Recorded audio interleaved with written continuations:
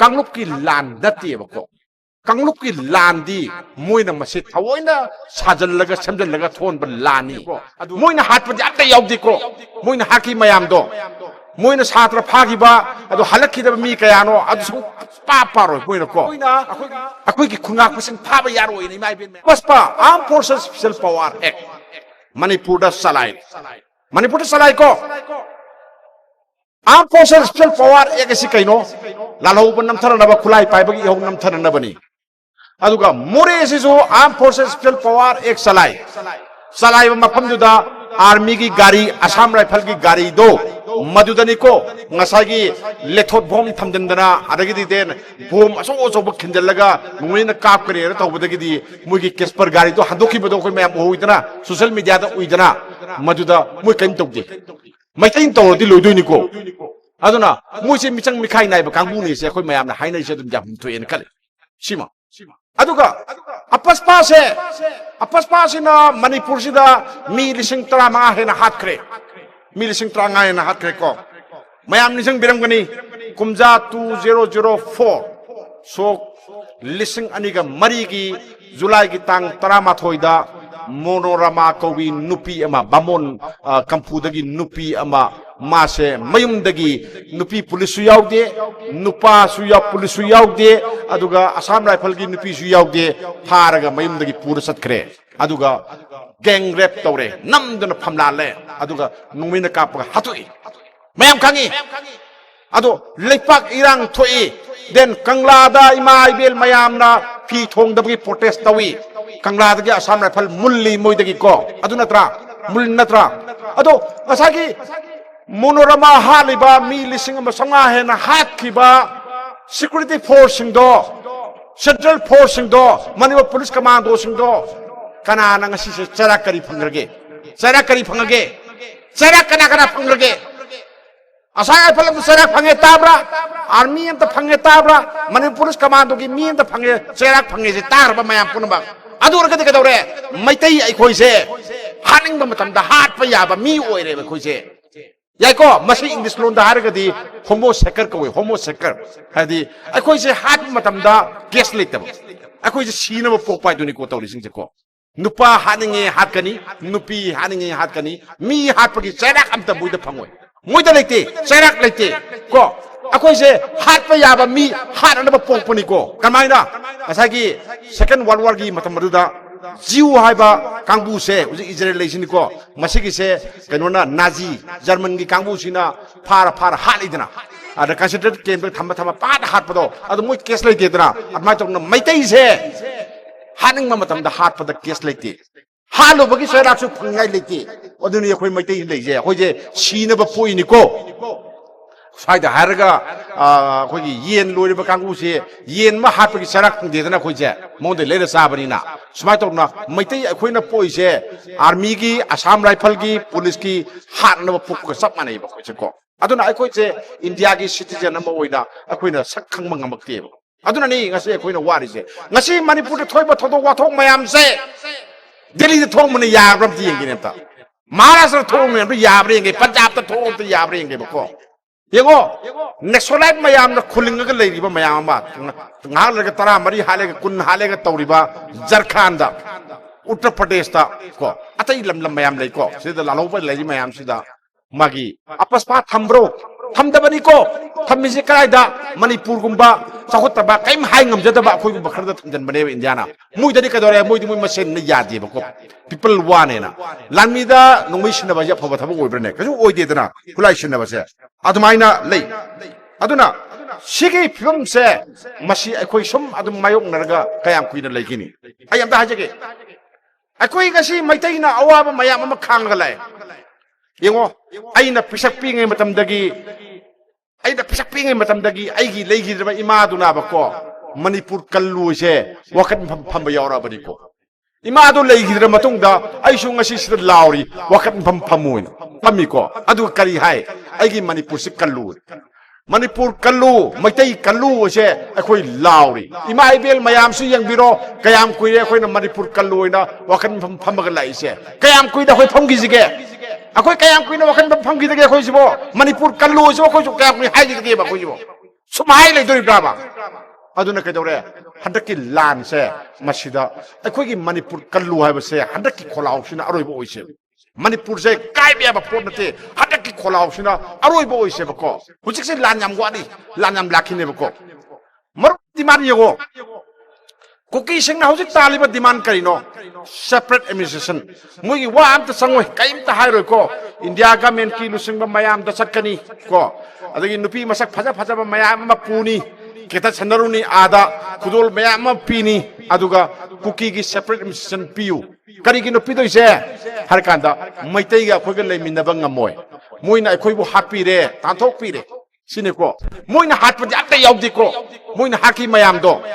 Moina छात्र फागिबा अदो हलखिदबा मी कयानो अदो सु पापारो मोइना को अखोइगी युम मै असु थादोक पिखरे अखोइदि क्रिस्तान डाइनिंग चचबनी अखोइदि मिसिंग याम नते मिसिंग याम मोइना अखोइजु ओपिरे नैबिरे अदुना मैतैगा अखोइगा लेमिनबा ngमरोय अदुना अखोइसे इंडिया की मनुंग अखोइदि इंडिया से याम नुंसिजै इंडिया गा दम लेमिनजगे अदुना कॉन्स्टिट्यूशन की मतुंगिना अखोइसे यूनियन टेरिटोरी ओहन बिरो सिने मोइ हाइरिस सी अदुम हाइ प्राइम मिनिस्टर उनरे अदुम हाइ निदो होम मिनिस्टर उनरे अदुम हाइ निदो अम्मा उनरे अदुम हाइ नि सिदे हेदोदना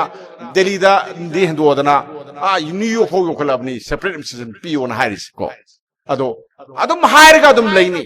अदो डिमांड सिबो मोइ अदुम फंगद्रा मयाम न किरिसे सिनिको डिमांड से अदुम फंगद्रा मणिपुर न मनिंग मखा तंबा लेपाक अमा ओइरिंगददी आइगी लेपाक आइगी इरमदम ngakpagi hogdang se manipur na oirami ngasidi manipur se kadore india da tingre india da telaka da kadore aigi ngamkhai ngakpagi hogdang se maitei akhoi gi oigidre hojikti india gi oigre india da sinagre sana gi sepak ta hapaga aigi manipur gi lamje katkarabani moida aduna kadore lam thugai bagi hogdang se moina thugai ning matam da thugai ba ngami india na ngame bako hojikti akhoi kuta leiti अखोई खुत्ता लेते अदुना नि कनागुम्बा look Kharna कमाय तोगे नावागी master agreement ता लेहिबा अदुगी पोतो अदु पुथोगा वा ngangai सेबा अदु वे वा nganगोरदि अतैन nganगबुदि यामाने ऐन nganगोरदि बको एंटी नेशनल लेता हाइदेबो लेपा खुनागी मायक ता ngangbने एनएसए पांदे ngai लेइमे सोम नाखंदा अमना को सिनि तौरिसे अदुना वा nganगबसु याम लुइ प्रोजेक्ट से अदुना अखोइना तौदुसि करिनो सिनि सुमाय तौदना कुकी सिंगना डिमांड तौई मणिपुर से थुगाइरगे अदुगा कदोरे मुई लेपाक अमा सेमगे ब्रह्मादा कमाइन तौरी केने बी हुजी अपन कामनरी को मैं अपन मणिपुर दा लरिबा लालो मयाम नावाइदी अखोइना खबरदा पाउसेदा हापसि याम सौरमी नुइन अखोइ लेइन ताइ कइनोना अस्ति दिन तौर जानिदा फार पारगा अखोइ जेको ना लाले हायु गाइना हुजी स्वादि याम हारिसे अखोइ लिसिंग लक लाले हाइग्राबनि मुइ मयाम दा बको हुजी तो स्वाइ हरपै वानी अखोइ से कैमरा मामादा लाले गाइम सबको जानि अदु हाइरुबगी हुजी ति नाखै याम सेंगे स्वाइदा लेये से मुइ फुंदोरे दनो जिकते अदुदा अटैक तौई अदु अटैक तौरी ना हारिसि सिनेबको अदुना असोम नाकंदा कुकी सिंगना कदौरे प्रमादगिसु कनोदगी म्यांमारदगिसु मोइगी लम अमा मुन्नब होनरी अदुगा इंडियादगिसु अखोइ मैतैगी लमसे मुल्लगा मोइना पाइनब होनरी बांग्लादेशसु मोइगी कुकी की लम डिमांड तौरी सुमाइन तौरगा मोइगी लेपाक अमा सेमनब थौरांग असौबमा तौएसे इंडिया गवर्नमेंट करिगी खंगोइदनो आइबो खंगा कांदा करि खंगोइदनो सिंदा खंगिको अदुरगदी मोइगी से कांगलुप की लान नतिएबको कांगलुप की लान दी मोइना मसे थवोइना साजल्लगा सेमजल्लगा थोनबा लानी अदुगा कमाय तौबा मोइगी डिमांड फंगनबगी दमक्ता अदुनानी मोइगी डिमांड से खंगी अदुगा इंडिया गवर्नमेंट ना सौगल्ली अदुना असम राइफल की ममांगदा मोइना नोंगै पाइरगा चटपदा अदुम याय अखोइगिदि नोंगै पाइर चटप यादेदना यादेको यादे ngasi arabai tengol yengbiro arabai tengol se hana yam pikpa unit खरखतनी लेरमिजे ngasi mapangan kallaga yamna sawa force mo oirisi kaino hakanda ngasagi kangluk irang chi thokra kanda aigi manipur kanda ya den thorko mayam dune bako aduna hadaki lan si ta kadore mathadda pokpa machani pa mayam ma thawai kat khrabani manipur gi lam kanna bagi dam thona bada siniko aduna akhoi gi lam kanba aigi imalai pa kanba se aigi pandam gi makhada leite akhoi mayam khona bagi makhada leiyem ko sima ai thamningi अदुगा अतोपा वफम मा आइन हायनि मा मखकले मयाम से आइसी मतम सांगमान ai लोसिनजगे आइखोगी Meitei आइखोइ से culture न योकपनि इमा बेलसिंग अखोइसे culture योकपनी culture दि कइनो नाट चनबी मयाम सिना अखोइसे योकपनी को अदुना culture ना कमाई तोरमी अखोइसिदा सासा इमौसा नुइनाने साक थोंगमदाइदा सिंग उन मतमदा सिंग मुद अहुमदंगदी नुइ हंजलुको सेफुदा हंजलुको ओइना हंजलिको हंजनैको इमा बेलसिंग हंजलिबा सिंग मुद अहुमदो अदो संगई लाट पाइना कवि अखोइना संगई लाट पा हायबको करिगिनो अखोइना संगई लाट सि मरमसे ngसाइगी मयामनादि खलंगनेबको तुंजल चेन तुंजलिनि पिसा तुंजलिनि खलंगने अदु नति को अहलमन थनमिदि अखोइदि सालान याम कनबा मतमनि को सायाम लान कनबा मपमनिनाबको कनागुंबा अवाबा तारक मतम लेपाकी ओइबा अवाबा Tarak मतमदा नुइ नुइना थमजलिबा चेंगदु पुथो अदुगा कटलो हाइनेबको ngasi kadore aigi leipak kairamdai matam yaure hujiko kaidana lan thengnari ba sida kadore imai bel noida culture na thamgiba noida sinagiba sengmut om do putho adu kadore maje khungak pasing da piu arambai tingol da piu kaino har kanda aigi leipak kanna bugida mutare madu piba ngamakanda niko arambai tingol da mapang kalaga den aigi khungak ko mayan mapang kalaga manipur kanduise manipur lengakta I thajaba thamde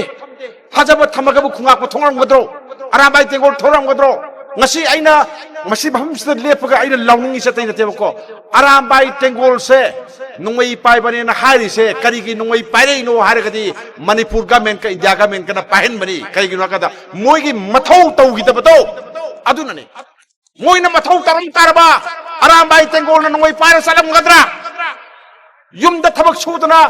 mama mapagi mateng pangdra nopi angagi mateng pangdra lain su tamdra legada na maya mama bakuta nongoi pair ga salisi karigino india ka mena pahen banatra karigino argadi moina tawgdo matau gite aigi manipur kan gite aigi maitai nga khite khul maya mama mai thangi natro maya mama halal sikaran halal no moina tawgdo matau constitution na pi matau do moi tawgida banatro aduna moi phaba yadi hari jeduna ne akoina akoigi khunga pasing phaba yaro ini mai ben mayam haido adugi ne nui daral amal legi ko nui naral de kedore akoi mayam su nui kan ngam deba aduna manipur government ta thajaba thamdi hoju phauba thajaba thamdi je duna ne ko aduna nui da sinaru ne na manipur nga pu thorang nui sinaraga nungalaga nui lele na mi kun haladi kamai tawni sikibam le ko aduna ne ko atopa aba akoi na thaina angang oiringai de hongna sapuda gi saksi thidue थिदोकांदा सिंग खुगी साक्षी थिर मतुंदा सदुम अहोम खतंगदि अखोइजे हंजल थानमेबो करिगिनो हंजल थानमिसे माइबेन सिंग सदुम Ahom थारमी करिगि थानमिनो कनाम खंगदि थानमेबको अखोइना मदु खंगदबसे lump लापना सखिबा कांगबु अमा युमदा थुंगबा थुंगबा मतमदुदा सदुम अहोम दो चारगदि मा मबुक थले मबुक थंद्रसु मा Hinge aduna kadore atopa kangbu oma khungak pani khangde aram bai tengoni khangde ima ai ngasi gi sak chartri ai sak kitani piuba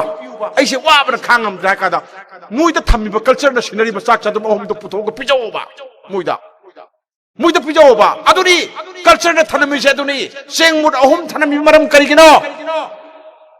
aigi ireipa kannabagi damaktani aigi ijati kannabagi damaktani aigi khungak pa singda thawai hapna nabani natagadi kadore ingdabdi yadabina swaidadi khairon do khairogadi khaibada khangamdre khaibusu yam khairala khaibusu bako khaibusi sel khaibinabadi parida thoreyabako aduga lan kapamdai aduga leipaki thawak tawmdai na kaya udabasu yawdaba nate masisu mayam le khangmaktari adu akhogi manda thopa ngakten na khoi kanna ngangdi kanna hainingde aduna aina aroibada mayam da haijaning base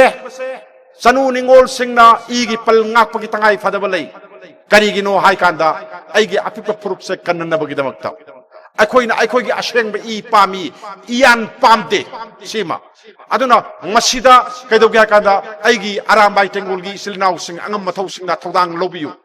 yum panba mayang ba yum panba yaroi na thingba yaroi constitution na yade pungning thawur pawdi akoina thingba ngami aduna social media ra thagal matamda nangi singma mari len na thagal ise kamai tawno si lokto ada adum thagal ko mayam do adudi yaebako yargadi madu fine kha chaw chaw lobi wamta lising yakai gumbe lowba amun thagatana ba am thagat amuk thagatana ba adu thagat banda kari kai ꯀꯔꯤ ꯀꯥꯏ ꯍꯥꯏ ꯀꯥꯟꯗ ꯁꯤꯒꯨꯝꯕ ꯋꯥꯈꯜ ꯃꯄꯨꯡ ꯐꯥꯗ꯭ꯔꯤꯕ ꯆꯅꯨ ꯅꯤꯡꯉꯣꯜꯁꯤꯡꯁꯤꯗ ꯃꯣꯏꯗ ꯏꯊꯤꯜ ꯑꯃ ꯄꯤꯌꯦꯕ ꯌꯥꯕꯣꯏ ꯅꯤꯡꯉꯦꯕ ꯌꯥꯕꯣꯏ ꯅꯤꯡꯗ꯭ꯔꯣ